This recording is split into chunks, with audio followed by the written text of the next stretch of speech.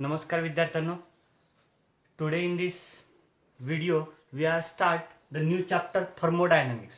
आज आपण या व्हिडिओमध्ये नवीन चॅप्टर स्टार्ट करतोय थर्मोडायनॅमिक्स. तर बघा, व्हॉट इज थर्मो. थर्मो म्हणजेच काय असतो तर थर्मो मीन्स हीट. थर्मोचा अर्थ काय असतो? Heat. And dynamics means the study of motion किंवा सायन्स ऑफ मोशन असं आपण म्हणूया. काय असतं? Science of motion. तर थर्मोडायनॅमिक्स हा जो चॅप्टर आहे ह्याच्यामध्ये मेन म्हणजे आपल्याला काय डिस्कस करायचं आहे? The concept of heat. काय डिस्कस करायचं आपल्याला? Concept of heat. आणि त्याच्यानंतर काय बघायचं आपल्याला? इंटरकन्व्हर्जन्स ऑफ हीट एनर्जी. आणि त्याच्यानंतर आपल्याला बघायचं आहे ते म्हणजे it converted into different forms of energies. म्हणजे हीटचं कन्व्हर्जन दुसऱ्या फॉर्ममधल्या एनर्जीमध्ये, दुसऱ्या फॉर्मच्या एनर्जीमध्ये कन्व्हर्जन. म्हणजेच काय काय डिस्कस करायचं आहे तर थर्मोडायनॅमिक प्रोसेस, थर्मोडायनॅमिक व्हेरिएबल्स, त्याच्यानंतर थर्मोडायनॅमिक्सचे ॲप्लिकेशन्स. तर असे वेगवेगळे पॉईंट आपण काय करणार आहे? हीट इंजिन, हीट इंजिनची इफिशियन्सी, हीट पंप, असे वेगवेगळे पॉईंट ह्या चॅप्टरमध्ये आपण काय करणार आहे? डिस्कस. तर थर्मोडायनॅमिक्स म्हणजेच काय तर मेन आपण कशावर फोकस करणार आहे? The concept of heat. कशावर करणार आहे? Concept of heat. लक्षात आले? ओके. तर ह्या व्हिडिओमध्ये आज आपण 3 पॉईंट बघणार आहे. ते म्हणजे इंट्रोडक्शन पार्ट, थर्मोडायनॅमिक्सचा बेसिक इंट्रोडक्शन पार्ट, त्याच्यानंतर थर्मल इक्विलिब्रियम आणि झिरोथ लॉ ऑफ थर्मोडायनॅमिक्स, असे 3 पॉईंट आपण बघणार आहे. तर नाव start with some basic point. Heat. What is heat? बघा, हीटच्या बाबतीत असं म्हटलं जातं, हीट इज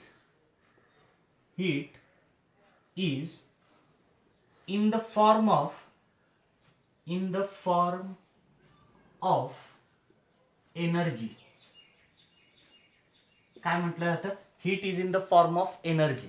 म्हणजे ह्या जो हीट आहे तो कुणाच्या फॉर्म मध्ये? तर एनर्जीच्या फॉर्म मध्ये. कुणाच्या फॉर्म मध्ये? एनर्जी. मग आता हे heat is in the form of energy. Form of energy ह्याचा मिनिंग समजून घ्या. सपोज आपण असं म्हटलं की इथे दोन बॉडीज आहेत, बॉडी ए अँड बॉडी बी. आता ह्या ए बी बॉडीज आहेत ते कॉन्टॅक्ट मध्ये आहेत आणि हे जे वॉल आहेत, वॉल ऑफ दिस बॉडीज ए आणि बी च्या, हे कसे आहेत? नॉन कंडक्टिंग बॉडीज आहेत, नॉन कंडक्टिंग वॉल आहेत. आता इथे नॉन कंडक्टिंगचा अर्थ काय घ्यायचा तर ह्या आतली जी बॉडी आहे ए आणि बी ह्याचा सराउंडिंगशी कुठलाही संबंध नाही, म्हणजे त्याला आपण इन्सुलेटेड वॉल सुद्धा म्हणतो. ओके. तर नॉन कंडक्टिंग वॉल्स आहेत. ओके. मग इथे कोण कंडक्ट होत नाही तर इथे एनर्जी, बाहेरची एनर्जी आतमध्ये येत नाही, आतली एनर्जी बाहेर जात नाही. ओके, ठीक आहे. आता हे ए आणि बी हे जे कॉन्टॅक्ट मध्ये त्यांचा हा वॉल आहे, ह्या दोघांमधला हा वॉल ऑफ कॉन्टॅक्ट आहे. ओके. आणि तो wall of contact suppose to be conducting wall आहे. कसला वॉल आहे हा? Conducting wall. कंडक्टिंग वॉल त्यालाच आपण ॲडियाबॅटिक वॉल सुद्धा म्हणतो. मग ॲडियाबॅटिक वॉल आहे म्हणजेच काय होतंय तर बघा, हे दोन बॉडीज मध्ये जी एनर्जीचा डिफरन्स आहे त्याच्यामुळे एनर्जीचं काय होतं? एक्सचेंज होतं. ए मधली एनर्जी बी मध्ये ट्रान्सफर होऊ शकते, बी मधली एनर्जी ए मध्ये ट्रान्सफर होऊ शकते. म्हणजे ही कंडक्टिंग वॉल कुठल्या अर्थाने येते तुम्हाला कळालं. म्हणजे it can be able to exchange किंवा it can be able to transfer the energy from one body to another body, असा हा मधला वॉल आहे. Okay. Now body A and B are at a different temperature T1 and T2. दोघांचं temperature काय? T1 आणि T2. दोघांचं temperature different आहे असा त्याचा अर्थ. Suppose T1 is greater than T2. काय इथे? T1 is greater than T2. आपलं डिस्कशन चाललंय हीटचं, पण इथे टर्म आलाय T1 आणि T2 म्हणजे टेम्परेचर. मग पहिलं आपल्याला काय समजून घेतलं पाहिजे? What is temperature? टेम्परेचर म्हणजे काय? जर टेम्परेचर, बॉडीचं टेम्परेचर जर आपण इन्क्रीज केलं असं आपण जर म्हणत असेल तर ह्याचा अर्थ काय होतो? त्या बॉडीमधले जे पार्टिकल्स आहेत, त्या बॉडीमधले जे पार्टिकल्स आहेत ते काय होतात? They are vibrate with maximum kinetic energy. म्हणजे ते व्हायब्रेट होत असतात ते particles with some kinetic energy. मग टेम्परेचर जेवढं जास्त तेवढी त्याची कायनेटिक एनर्जी काय असते? जास्त. म्हणजे ह्याचा अर्थ आता इथे ए बॉडी मधले जे पार्टिकल्स आहेत ते व्हायब्रेट होत आहेत with maximum kinetic energy as compared to the the particle in body B. B body मधले पार्टिकल सुद्धा व्हायब्रेट होतात, पण ते कसे होतात विथ मिनिमम कायनेटिक एनर्जी. आणि ए बॉडी मधले पार्टिकल व्हायब्रेट होतात ते काय होतात विथ मॅक्झिमम कायनेटिक एनर्जी. लक्षात आलं? म्हणजे इथल्या पार्टिकलची एनर्जी ही जास्त आहे कारण की तिथला टेम्परेचर जास्त आहे. बी बॉडी मधल्या पार्टिकलची एनर्जी कमी आहे कारण की तिथलं टेम्परेचर काय कमी. म्हणजे इथे टेम्परेचरचा डिफरन्स आहे म्हणजेच एनर्जीचा डिफरन्स आहे. मग आता होतं काय, हे जे व्हायब्रेशन्स आहेत म्हणजे ही जी कायनेटिक एनर्जी आहे ती ह्या वॉल मधून ट्रान्सफर होते. It transfer from higher temperature to lower temperature. समजतंय? मग ही कायनेटिक एनर्जी ह्या बी बॉडीच्या पार्टिकल मध्ये ट्रान्सफर झाली. अँड हे जे ट्रान्सफर झालं म्हणजे कायनेटिक एनर्जी ट्रान्सफर झालं त्यालाच आपण म्हणतो ट्रान्सफर ऑफ एनर्जी. आणि इथे जी ट्रान्सफर ऑफ एनर्जी आहे ती दुसरी तिसरी कोणी नसून ती कोण आहे, हीट. म्हणजे कळालं, heat is in the form of energy. ह्याचा अर्थ तुम्हाला समजला असेल. ओके, आता हीट ही कुठली क्वांटिटी आहे तर heat is a scalar quantity. कुठली क्वांटिटी? Scalar quantity. फ्लो होते from the body at higher temperature to lower temperature, अशी फ्लो होते. पण ह्याचा अर्थ त्याला डायरेक्शन आहे असं आपण म्हणून चालणार नाही. तर हीट कुठली क्वांटिटी आहे? Scalar quantity. आणि त्याचं एसआय युनिट काय? जूल. हीटचं एसआय युनिट काय? हीटचं एसआय युनिट जूल आहे. ओके, मग आपण कॅलरीज म्हणून कॅलरीज युनिट वापरतो, किलो कॅलरीज वापरतो. मग कॅलरीजचं कन्व्हर्जन जूल मध्ये करता येतं. हे ऑलरेडी आपण थर्मल प्रॉपर्टीज ऑफ मॅटर 11वी मध्ये आपण शिकलेलो आहे. ओके, आता नेक्स्ट, आता मी म्हटलं हीट कॅन बी फ्लो.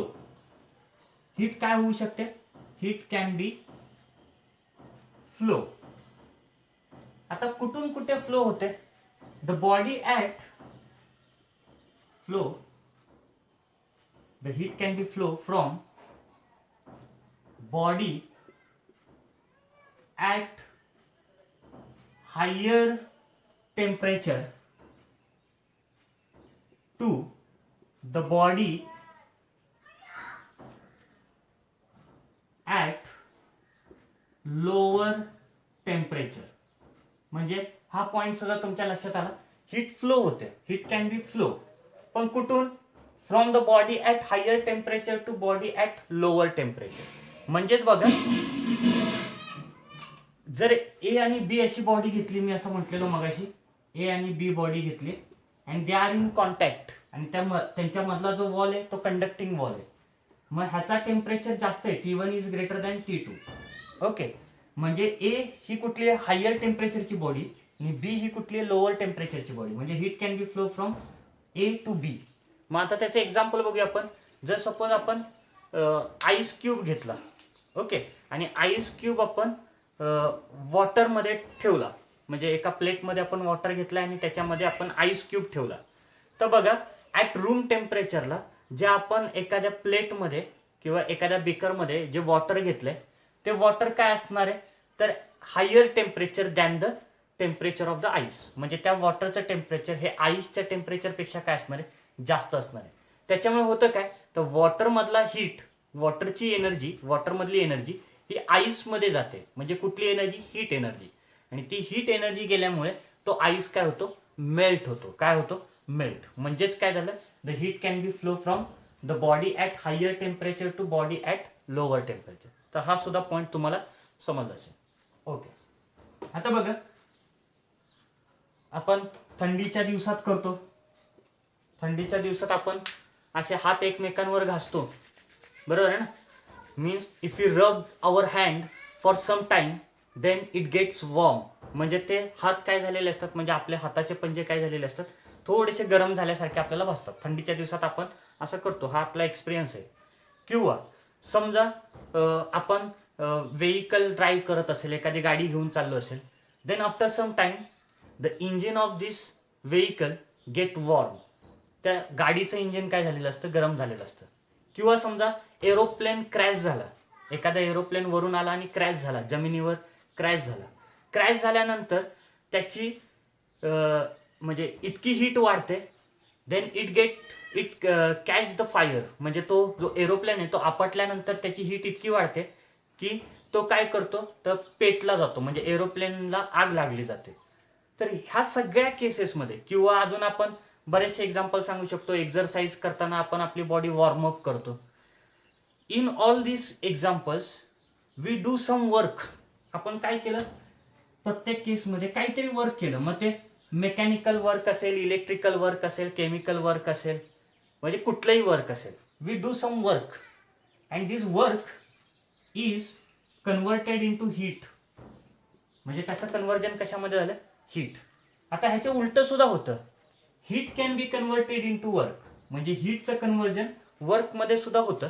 आपल्याला एक्झाम्पल माहितीच आहे, म्हणजे आत्ता राहिलेलं नाहीये ते, पण आपल्याला स्टीम इंजिन माहिती आहे सगळ्यांनाच, वाफेवरचं इंजिन, बरोबर आहे ना. इंग्रजांच्या काळात आपल्या इथे वाफेवर चालणाऱ्या ट्रेन्स होत्या, वाफेवर चालणारे इंजिन्स वापरत होतो आपण ट्रेनमध्ये. आता ते वापरत नाही आपण, पण आपल्याला माहिती आहे तिथे काय केलं जातं, स्टीम म्हणजेच काय, हीट आहे.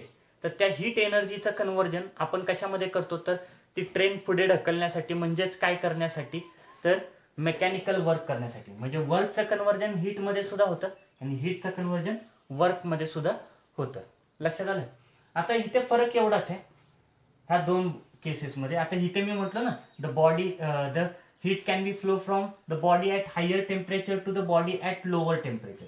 ह्याच्यामध्ये आणि ह्याच्यामध्ये फरक काय, म्हणजे आत्ता सांगितलेल्या एक्झाम्पलमध्ये बघा, आपण हात एकमेकांवर घासले, गाडी ड्राईव्ह केली, ह्या सगळ्या केसेसमध्ये मेकॅनिकल वर्क केलं आपण आणि त्या मेकॅनिकल वर्कचं कन्व्हर्जन हीटमध्ये झालं, बरोबर ना. पण इथे ज्यावेळी दोन बॉडीज एकमेकांच्या कॉन्टॅक्टमध्ये होते आणि त्यांच्यामध्ये टेम्परेचर डिफरन्स होता, त्याच्यामुळे हीट काय झाली, हीट इकडून तिकडे ट्रान्सफर झाला. तर इथे ज्यावेळी ट्रान्सफर ऑफ हीट झाला त्यावेळी कुठलंही वर्क झालेलं नाही, because there is no displacement of particle. इथल्या कुठल्याही पार्टिकलचं, मॅटरचं डिस्प्लेसमेंट झालेलं नाही.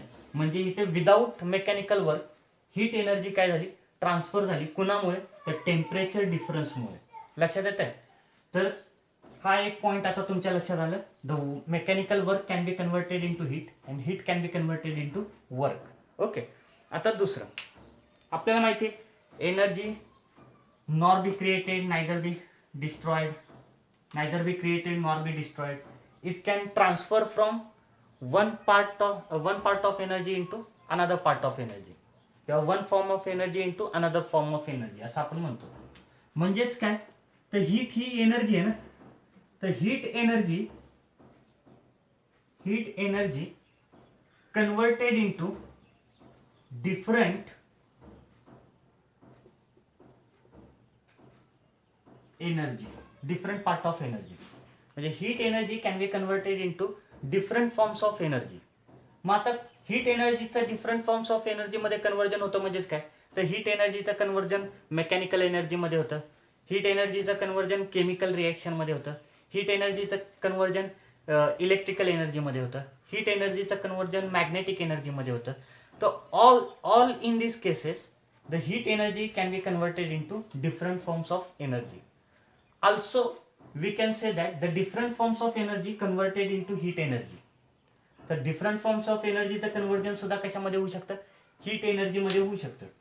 कसं होऊ शकतं बघा, तर आता बघितलंच आपण मेकॅनिकल एनर्जीचं कन्व्हर्जन हीट एनर्जीमध्ये होतं, हे आत्ताच उदाहरण बघितलं आपण.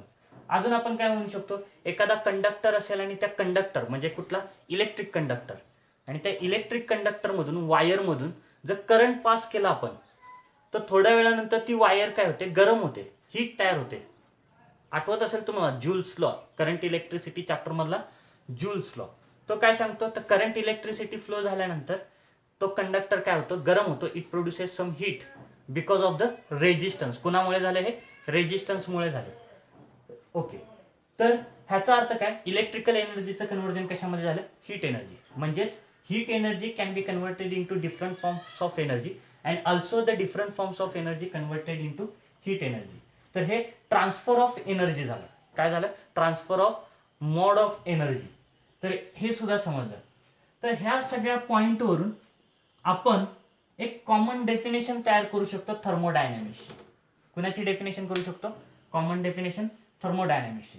मग काय डेफिनेशन आहे बघा, the thermodynamics is a branch of physics which deals with the study of concept of heat. कशाचा स्टडी करणार आहे आपण, concept of heat and inter convergence of heat energy. म्हणजे हीट एनर्जीचं कन्व्हर्जन्स, त्याचा स्टडी करणार आहे. And also it's different forms of energy. अजून कशाचा स्टडी करणार आहे आपण? It's different forms of energy. बघा थर्मोडायनॅमिक्स तुम्हाला प्रश्न आला परीक्षेला, व्हॉट इज थर्मोडायनॅमिक्स, तर डेफिनेशन काय? The thermodynamics is a branch of science which deals with the study of the concept of heat, interconvergence of heat energy and its different forms of energies is called as a thermodynamics. ह्याला काय म्हणणार तुम्ही? Thermodynamics. तर ह्या thermodynamics चॅप्टरचा हा इंट्रोडक्शनचा part होता. तर ह्या चॅप्टरमध्ये आपण करणार काय? तर ह्या चॅप्टरमध्ये आपण मी सांगितलं सुरुवातीला त्याप्रमाणे थर्मोडायनॅमिक प्रोसेस, थर्मोडायनॅमिक व्हेरिएबल्स, त्याच्यानंतर थर्मोडायनॅमिक स्टेट्स, असे वेगवेगळ्या पॉईंट आपण डिस्कस करणार आहे. तर आज आपण ह्या थर्मोडायनॅमिक्स चॅप्टरचा फर्स्ट पॉइंट डिस्कस करूया, तो म्हणजे कुठला? Thermal equilibrium. कुठला पॉइंट डिस्कस करणार आहे आपण? Thermal equilibrium. तर आता आपण बघूया थर्मल इक्विलिब्रियम. काय बघूया आपण? Thermal equilibrium. समजा if any two body are in contact, suppose A आणि B body they are in contact. आता इथून पुढे लक्षात ठेवायचं, कॉन्टॅक्ट म्हटलं तर त्याचा अर्थ काय घेणार तुम्ही? की ते थर्मली कॉन्टॅक्ट आहे. म्हणजेच ए मधली हीट एनर्जी बी मध्ये किंवा बी ची एनर्जी ए मध्ये काय होऊ शकते? ट्रान्सफर होऊ शकते, असा त्याचा अर्थ घ्या. मग आता इथे आपण दोन बॉडीज घेतलेल्या आहेत, body A and B are in contact and they both are having different temperature. Suppose T1 आणि T2. एचं टेम्परेचर आहे T1, बीचं टेम्परेचर आहे T2. Suppose T1 greater than T2 असेल, म्हणजे ए बॉडीचं टेम्परेचर बी बॉडीपेक्षा जर जास्त असेल, तर आपल्याला माहिती आहे heat can be flow from the body at higher temperature to body at lower temperature. म्हणजे ही हॉट बॉडी झाली आणि ही कोल्ड बॉडी झाली.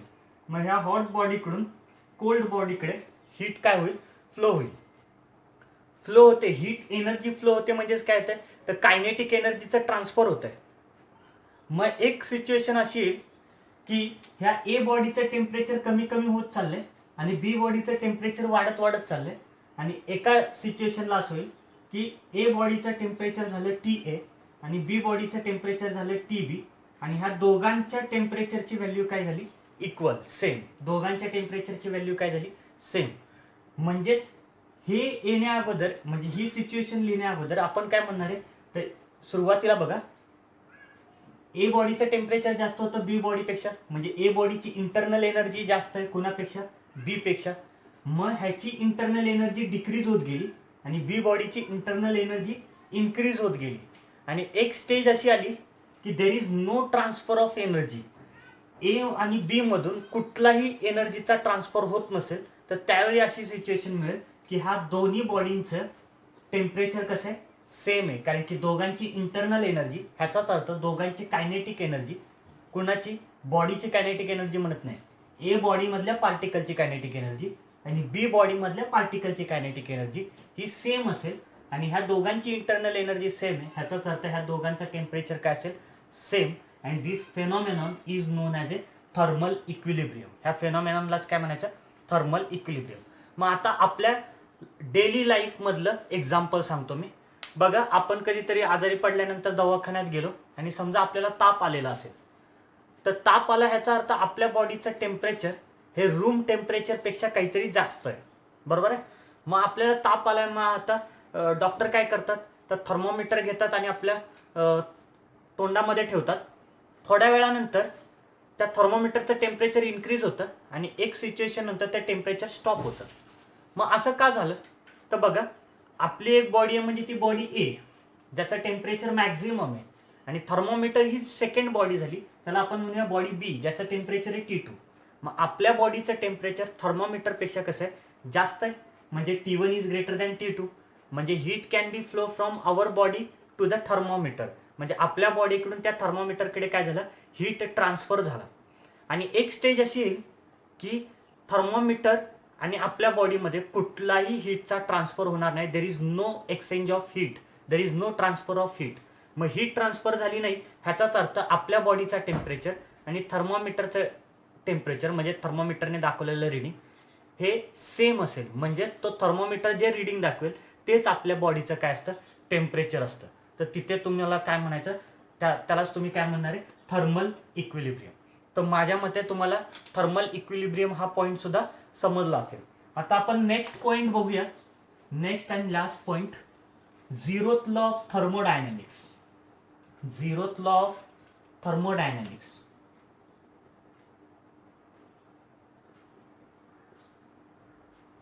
Of thermodynamics.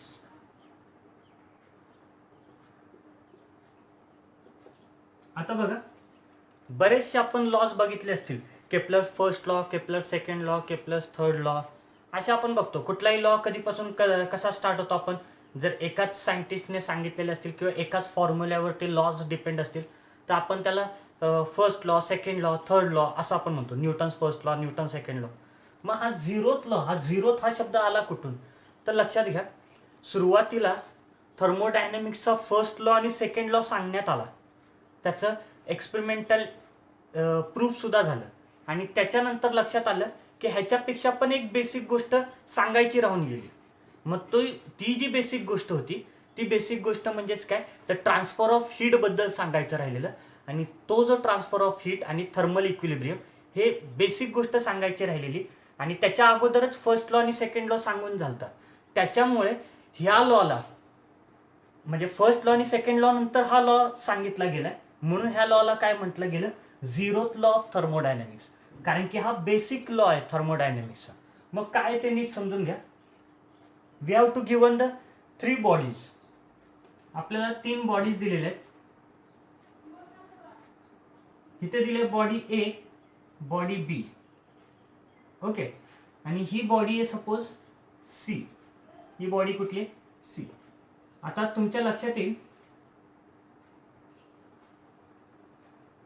बघा, मी हे काढतोय. ही जी वॉल आता मी शेडेड पोर्शन मध्ये ड्रॉ करतोय, हे काय शोज करतंय? It is a non conducting wall. कसली आहे? Non conducting wall. म्हणजे बाहेरची हीट एनर्जी आतमध्ये येत नाही, आतली हीट एनर्जी बाहेर जात नाही. ओके, इथपर्यंत.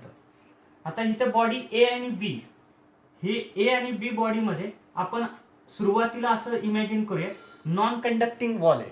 कुठली वॉल आहे? Non conducting wall. म्हणजे ए मधली हीट बी मध्ये ट्रान्सफर होत नाही, बी ची हीट ए मध्ये ट्रान्सफर होत नाही. पण बघा, ही सी बॉडी ए च्या पण कॉन्टॅक्ट मध्ये आणि बी च्या पण कॉन्टॅक्ट मध्ये. पण ही जी वॉल आहे, म्हणजे सी आणि ए मधली आणि सी आणि बी मधली, ही वॉल मात्र कंडक्टिंग वॉल आहे. कसली वॉल आहे? कंडक्टिंग वॉल आहे. आता कुणाचं टेम्परेचर किती आहे ह्याच्याशी आपल्याला काही घेणं देणं नाही, पण प्रत्येक बॉडीचं टेम्परेचर हे डिफरंट आहे इनिशियली, असं लक्षात घ्या. मग आता बघा, इथे कंडक्टिंग आहे, इथे कंडक्टिंग वॉल आहे, मला सांगायची गरज नाही. म्हणजे A is in equilibrium with C. म्हणजे A and C are in equilibrium. A आणि सी ह्या बॉडी काय? इक्विलिब्रियम. कारण की they are in contact. A body आणि बी बॉडी, ए बॉडी आणि सी बॉडी हे थर्मली कॉन्टॅक्ट मध्ये. म्हणजे जर सपोज ए चं टेम्परेचर सी पेक्षा जर जास्त असेल तर heat can be flow from body A to C. C चं टेम्परेचर जास्त असेल तर सी पासून हीट कुठे ट्रान्सफर होईल? ए. आणि एक ठराविक टायमिंग नंतर ह्या दोघांमध्ये एनर्जीचं ट्रान्सफर होईल का? तर नाही. There is no exchange of energy. It means that both body having the same temperature. म्हणजे ह्या दोघांची टेम्परेचर सेम झालं म्हणजे ह्या दोन बॉडीज कशा झाल्या? थर्मल इक्विलिब्रियम मध्ये झाले. ऍट सेम टाइम बघा, बी बॉडी आणि सी बॉडी हे सुद्धा कसे आहेत? कॉन्टॅक्ट मध्येच आहेत. म्हणजे हे सुद्धा थोड्या वेळानंतर काय होतील? इक्विलिब्रियम. म्हणजे body B and C are in equilibrium. कसे असतील ते? Are in equilibrium. बघा, मी काय सांगतोय, सुरुवातीला ए आणि बी बॉडी मध्ये जी वॉल आहे ती नॉन कंडक्टिंग वॉल आहे. आणि सी आणि ए आणि सी आणि बी हे दोघं कसे आहेत? कॉन्टॅक्ट मध्ये. आणि त्यांच्यामधली जी वॉल आहे ती कशी आहे? कंडक्टिंग वॉल आहे. त्याच्यामुळे A is in equilibrium with C and B is in equilibrium with C. म्हणजे this both body are in equilibrium with the third body. मग ह्या दोन बॉडींचं काय? आता हे दोन इक्विलिब्रियम मध्ये आले. आता आल्यानंतर केलं काय? तर ही वॉल मी काढून टाकली, रिमूव्ह केली आणि तिथे एक कंडक्टिंग वॉल टाकली. इमॅजिनरी चालले. नॉन कंडक्टिंग वॉल काढली आणि त्याच्या जागी कंडक्टिंग वॉल टाकली. तर आपल्याला असं ऑब्झर्व होतं, आपण नॉन कंडक्टिंग वॉल काढून कंडक्टिंग वॉल जरी टाकली तरी सुद्धा ए आणि बी बॉडीमध्ये कुठलंच हीटचं ट्रान्सफर होत नाही. There is no exchange of heat. ह्या दोघांमध्ये कुठलंच हीटचं एक्सचेंज होत नाही. ए मधून बी मध्ये किंवा बी मधून ए मध्ये असं कुठलंही ट्रान्सफर होत नाही. कारण की जर ए ही सी बरोबर इक्विलिब्रियम मध्ये असेल आणि बी बॉडी सी च्या इक्विलिब्रियम मध्ये असेल तर A and B are also in thermal equilibrium. A आणि बी हे सुद्धा काय असतील, थर्मल इक्विलिब्रियम मध्ये असतील. तर ह्यालाच म्हणायचं झिरोथ लॉ ऑफ थर्मोडायनामिक्स. काय म्हणायचं? Zeroth law of thermodynamics. काय सांगितलं? If two body are in thermal equilibrium with the third body then these two body are thermally equilibrium with each other. ते हे दोन बॉडी सुद्धा एकमेकांच्या काय असतील, इक्विलिब्रियम मध्येच असतील. ए आणि बी जर सी बरोबर इक्विलिब्रियम मध्ये असतील तर ह्याचा अर्थ ए आणि बी हे सुद्धा एकमेकांबरोबर कसे असतील, thermally equilibrium. This is non as A zeroth law of thermodynamics. तर आजच्या व्हिडिओमध्ये आपण what is thermodynamics, thermal equilibrium आणि झिरोथ लॉ ऑफ थर्मोडायनामिक्स बघितला. एकदम बेसिक पार्ट होता. तर आजच्या व्हिडिओ पुरता एवढंच. थँक्यू.